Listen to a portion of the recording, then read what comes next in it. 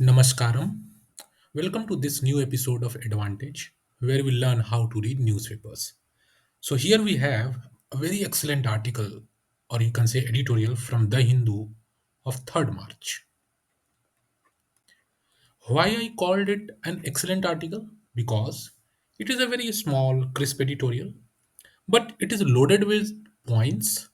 And if you can actually use those points in your answers, on this topic or even if in other topics as well on gender equality, you will certainly get extra marks, and those points will actually do a decent value addition to your answers.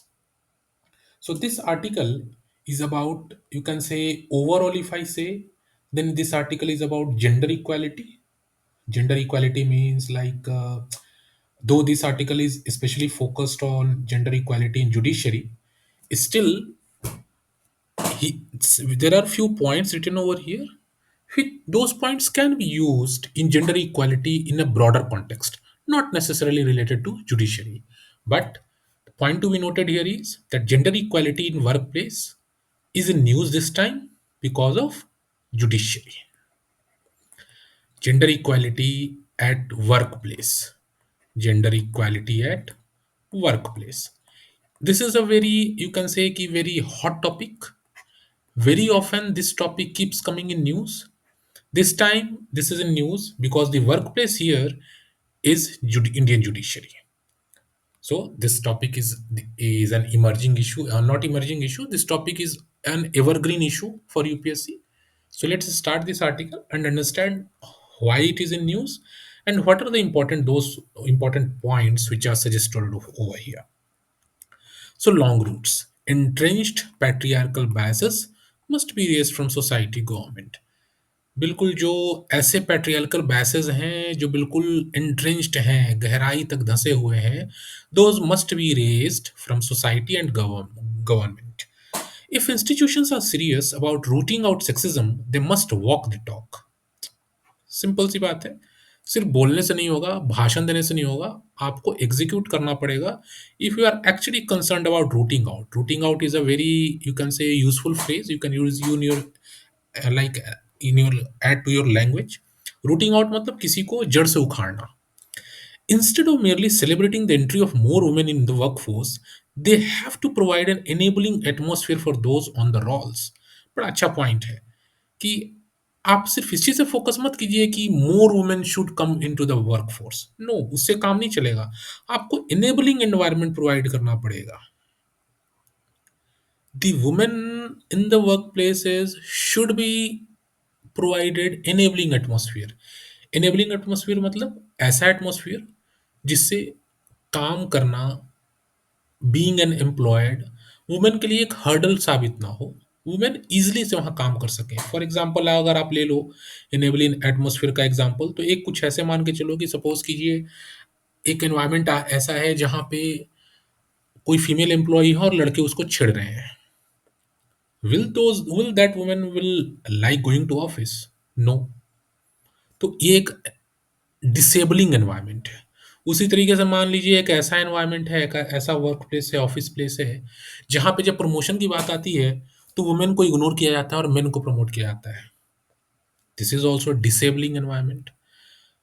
एक तीसरा example लीजिए, एक ऐसा office work place है जहाँ पे women को सिर्फ इसलिए काम पे नहीं रखा जाता है या उनके साथ डिस्क्रिमिनेशन किया जाता है बिकॉज उन्हें लगता है यार she will get married, she will take leave, she will, when she will get pregnant she will take leave. तो these are disabling environment, disabling atmosphere. ये एनेबलिंग होनी चाहिए। ऐसे एनवायरनमेंट होनी चाहिए जहाँ women are getting encouraged to work. तो वही बात यहाँ पे कही जा रही है कि वॉक द टॉक सिर्फ भाषण देने से नहीं होगा। More women, gender empowerment, sorry, women empowerment, gender equality, उससे नहीं होगा। वुमेन को एनेबलिंग एटमोसफियर दीजिए उनके वर्क प्लेसेस में। इन अ जजमेंट लास्ट वीक, रिसेंटली एक जजमेंट हुआ सुप्रीम कोर्ट में, showed its intent by declaring that with more and more women joining judicial service, it was time for the judiciary to be more cognizant of their well-being at the workplace. Cognizant का मतलब संज्ञान में रखना, aware रहना, चीज़ों का जानकारी में रखना। तो सुप्रीम कोर्ट ने कहा कि in scenario when more women are joining judicial services, ऐसे सिनेरियो में judiciary should be aware of their well being at the work place.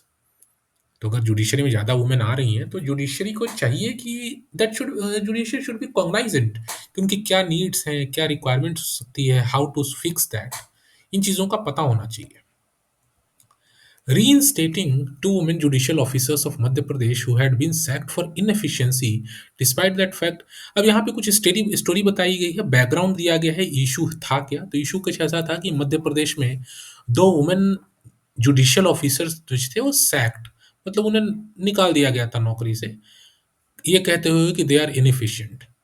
उनमें से जो एक थी, एक जो जुडिशियल ऑफिशियल ऑफिशियल थी, वुमेन थी, लेडी थी, उनका मिसकैरेज हुआ था और फिर भी उन्हें निकाल दिया गया, कहा गया कि आप इनएफिशिएंट हैं। तो इसी को लेकर के सुप्रीम कोर्ट के नगरंथा साहब जो जज साहब हैं उन्होंने कहा, it was not enough to find comfort solely in the growing number of female judicial officers if we are unable to secure for them a sensitive work environment.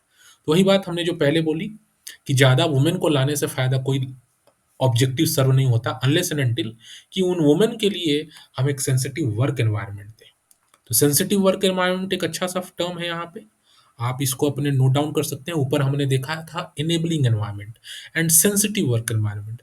Sensitive means an environment where the policies are sensitive to the needs of women. तो एक अच्छा सा point है, इसको आप use कर सकते हैं अपने एग्जाम्स में। The judgement set aside the ouster of two. अब यहाँ पे दो जो जजेस थी, लेडी जजेस, उनके बारे में बात की जा रही है। एंड जजमेंट में सुप्रीम कोर्ट का जजमेंट है, उनके टर्मिनेशन ऑर्डर्स को बोला प्यूनिटिव, आर्बिट्रेटरी एंड इलीगल। तो एग्जाम में आपको UPSC is not going to ask about the names of this जजेस, और ना ही आपसे यूपीएससी ये पूछने वाला है कि सुप्रीम कोर्ट ने क्या क्या टर्म्स यूज करा। No, Supreme Court UPSC is going to ask the overall issue, issue क्या है यहाँ पे। तो पूरे न्यूज आर्टिकल से, पूरे एडिटोरियल से आपको इशू पकड़ में आना चाहिए। इशू क्या है? द इशू इज कि women are not having sensitive work environment even in at the you can say कि जुडिशियल लेवल। अब जुडिशियरी ऐसी चीज है जो कानून, कॉन्स्टिट्यूशन, इन चीज़ों की बात करती है और इन चीज़ों को प्रमोट करना, इनको अपहोल्ड करने की बात करती है। और अगर जुडिशियरी में ही अगर कोई दो जजेस ही हैं, अगर वो फीमेल जजेस के खिलाफ ही डिस्क्रिमिनेशन हो जाता है या उनको लेकर के जुडिशियरी इनसेंसिटिव हो जाती है, तो उस केस में एक बहुत ही बड़ी आयरनी हो जाएगी। ये बहुत बड़ी आयरनी है कि जो जजेस are required to uphold the constitution or rule of the land, law of the land, those judges themselves are becoming insensitive to the needs of women.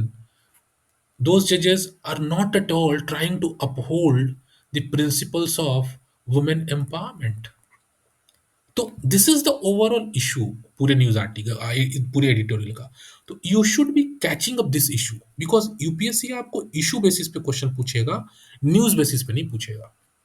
तो उस पर्सपेक्टिव में ये पॉइंट्स इंपॉर्टेंट नहीं है कि इशू न्यूज क्या था, कौन से जज को सैक किया गया, सुप्रीम कोर्ट ने उस पर क्या क्या चीजें यूज करी, नहीं, ये इंपॉर्टेंट नहीं। ठीक है, that justice Nagarathna, one of the two women जजेस in the court which has a sanctioned strength of 34 had to step in is an indication of the long and difficult fight for gender equality। आ गया term gender equality यहाँ पे article में। And the need for change in the mindsets and reform, ये एक बहुत अच्छा point है। Need for change in the mindset,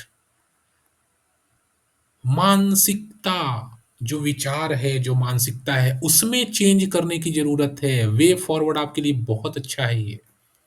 gender equality लाने के लिए रूल्स, रेगुलेशंस, लेजिस्लेशंस ही काफ़ी नहीं है। There has to be change in the mindset और उसके बेसिस पे रिफॉर्म लाने की ज़रूरत है। तो एक बहुत अच्छा पॉइंट यहाँ पे कहा गया है जिसको आप नोट डाउन कर सकते हैं।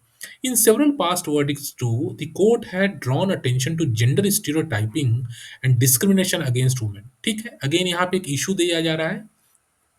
इशू है क्या? जेंडर स्टीरियोटाइपिंग का और डिस्क्रिमिनेशन अगेंस्ट वुमेन का। ठीक है, तो अगर आपसे कभी क्वेश्चन पूछा जाता है यूपीएससी में वुमेन एम्पावरमेंट को लेकर के, या इशू अगर मान के चलो women, challenges faced by women in the work places, challenges faced by women at workplaces, अगर ऐसा कोई क्वेश्चन आपसे यूपीएससी पूछता है इस टॉपिक पे, तो वहां पे बता सकते हैं कि one challenge is gender stereotyping.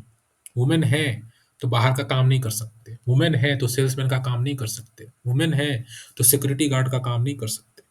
Discrimination against women, women है तो आपको प्रमोशन नहीं मिलेगा बिकॉज जिस टाइम कंपनी का पीक वर्क आवर होता है या जिस टाइम पीक कंपनी का पीक मंथ होगा तब आप प्रेग्नेंट होकर छुट्टी लेने वाली हैं। तो डिस्क्रिमिनेशन है इन चीज़ों का। तो ये दो अच्छे से चैलेंजेस हैं faced by women at work places. तो आप इनको अगर रेप्लिकेट करते हैं अपने आंसर्स में कभी, तो बहुत अच्छा होने वाला है। और यहाँ पे एक वे फॉरवर्ड हमने सजेस्ट किया। काम की बात इस सेकंड पैराग्राफ में है। इन हर judgement justice underscored the importance of having more women in the judiciary, and this holds true of other branches of the government such as, तो यहाँ पे कहीं ना इंपॉर्टेंस क्या है, more women in the judiciary.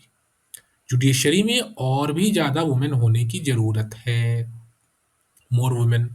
And सिर्फ judiciary में नहीं, गवर्नमेंट के दूसरे ब्रांचेस में भी जैसे लेजिस्लेचर एंड एग्जीक्यूटिव में भी। तो ये मोर वुमेन भी एक आपके लिए वे फॉरवर्ड है कि अगर आप एक्चुअली सेंसिटाइजेशन चाहते हैं तो आप ज़्यादा से ज़्यादा औरतों का, स्त्रियों का इनकॉर्पोरेट करिए, उनको उनको जॉब्स दीजिए, उनको एम्प्लॉयमेंट दीजिए, उनको मेन स्ट्रीम में लाने की कोशिश कीजिए। तो एक बहुत अच्छा वे फॉरवर्ड है। अब यहाँ पे इसका बेनिफिट बताया जाएगा। Greater representation of women will ensure better understanding of their needs and lead to better policies. अगर ज़्यादा वुमेन होंगी तो बेटर अंडरस्टैंडिंग होगी उनके नीड्स से और बेटर पॉलिसीज होंगी। बिकॉज अगर कोई वुमेन पॉलिसी मेकिंग लेवल पे, डिसीजन मेकिंग लेवल पे है, तो वुमेन एक ऐसा कहा जाता है कि there will be chances that the women will be better able to understand the needs of other women. और उसके बाद जो वैसी औरतें, जो ऐसी स्त्रियां जो रूल्स पॉलिसीज बनाएंगी, those will be more empathetic. ज़्यादा एम्पैथी होगी वुमेन के प्रति और जो पॉलिसीज बनेंगी ज़्यादा बेहतर बनेंगी।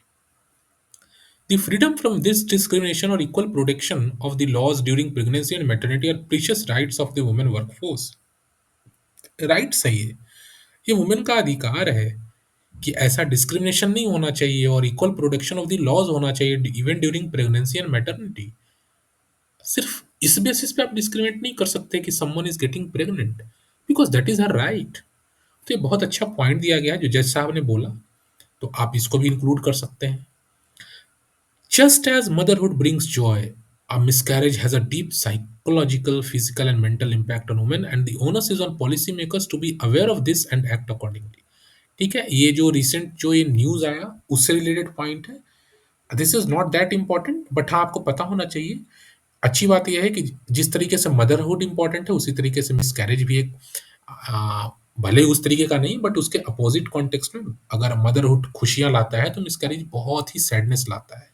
और इन चीज़ों को लेकर के पॉलिसी मेकर्स को थोड़ा सा अवेयर होना पड़ेगा, वो सिंपैथी रखना पड़ेगा उन चीज़ों को लेकर के, हार्श नहीं होना पड़ेगा। While gender cannot be an excuse for poor performance, it is incredible that the court had to intervene to call out a wrong on a basic issue such as maternal rights. क्या क्या important terms यहाँ पे निकल रहे हैं? पहला term तो आपके लिए निकल के आ गया मैटरनल राइट्स, दूसरा टर्म निकल के आ गया पुअर परफॉर्मेंस। पुअर परफॉर्मेंस के जेंडर बेसिस पे पुअर परफॉर्मेंस एक इशू नहीं बन सकता, ये कहा जा रहा है यहाँ पे। सिर्फ इस वजह से कि कोई फीमेल है, प्रेग्नेंट है, मैटरनिटी है उनके ऊपर वो थोड़ी फैमिली रिस्पॉन्सिबिलिटी आ गई, तो इसलिए वो परफॉर्म नहीं कर पाएंगी। This is not acceptable. तो ये चीज़ बोला सुप्रीम कोर्ट ने।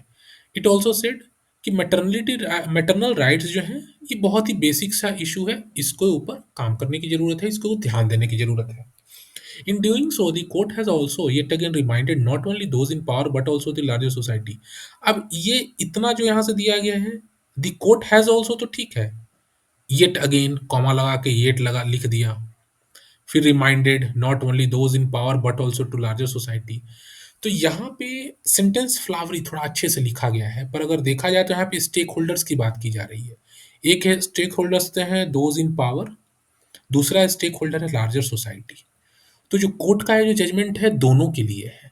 कोर्ट का ये जजमेंट है दोनों स्टेक होल्डर्स को रिमाइंड कर रहा है that age-old entrenched patriarchal systems have no place in a country aspiring to emerge as a developed economy। ठीक है, अच्छा पॉइंट है। यहाँ पे स्टेक होल्डर अप्रोच बात स्टेक होल्डर अप्रोच हाईलाइट किया गया इस पूरे सेंटेंस में। ठीक है, तो अगर आप कोई भी न्यूज़ कोई भी आंसर लिख रहे हैं इस इशू पे, तो वहाँ पे आप स्टेक होल्डर आइडेंटिफाई करें। जैसे अगर आप एथिक्स का आंसर लिखते हैं, तो स्टेक होल्डर अप्रोच बहुत सॉलिड आंसर होता है। तो स्टेक किसी भी इशू में पहले स्टेक होल्डर आइडेंटिफाई कर दीजिए। पहले तो women themselves, then society, then policy makers, सारे लोग हैं ना, स्टेक होल्डर हैं इस इशू को। तो अगर वुमेन एम्पावरमेंट और gender equality at work place का अगर इशू है, तो इसमें सारे जो स्टेक होल्डर्स हैं सबको काम करना पड़ेगा। Everyone needs to pitch in. ये बहुत अच्छा पॉइंट है। ये बहुत अच्छा आप पॉइंट किया, ये बहुत अच्छा ऐसी चीज़ है जिसको अगर आपने जिसको बोलते हैं रीडिंग बिटवीन द लाइन्स।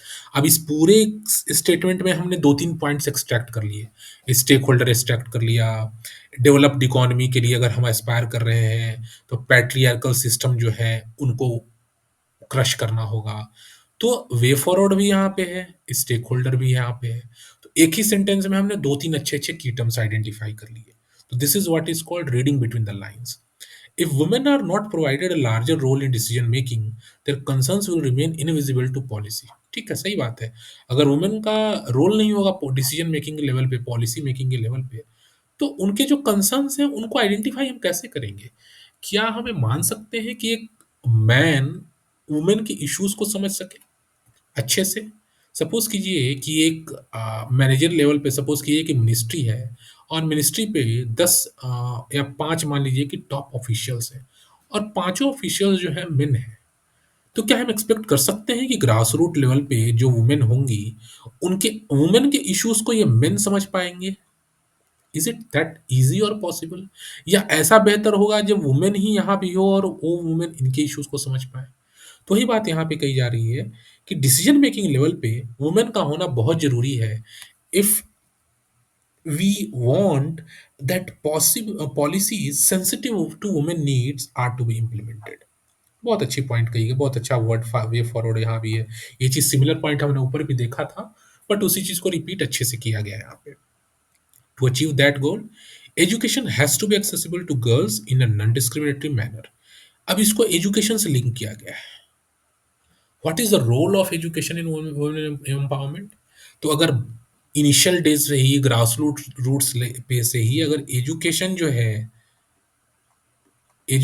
जो है अगर सबको दिया जाए, फॉर एग्जांपल गर्ल्स को भी दिया जाए, तो चांसेस हैं कि गर्ल्स अपना करियर प्रोग्रेशन में आगे बढ़ पाएंगी। और जब गर्ल्स करियर प्रोग्रेशन में आगे बढ़ पाएंगी, तो ही चांसेस हैं कि उन्हें कहीं जॉब मिल पाएगी और वर्क फोर्स जैसे मेन स्ट्रीम में इनकॉर्पोरेट हो पाएंगी। तो एजुकेशन से कनेक्शन दिया गया है वुमेन एम्पावरमेंट का, और यू कैन से कि जेंडर इक्वालिटी का एजुकेशन से कनेक्शन दिया गया है। तो इस तरीके के कनेक्शंस आपको आइडेंटिफाई करने हैं और ध्यान में रखने हैं।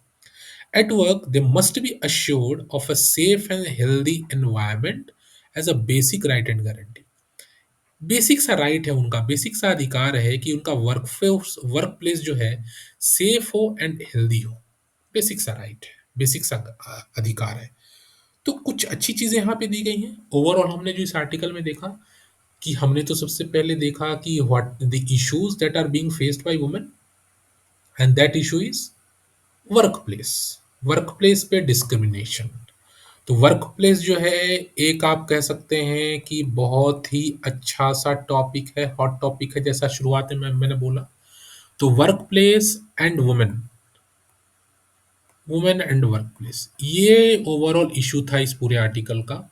और इसी इशू पे we highlighted the challenges, then we highlighted the stakeholders, and then we gave way forward. तो यही था overall article. I will be giving a quick summary of all these for your ready reference.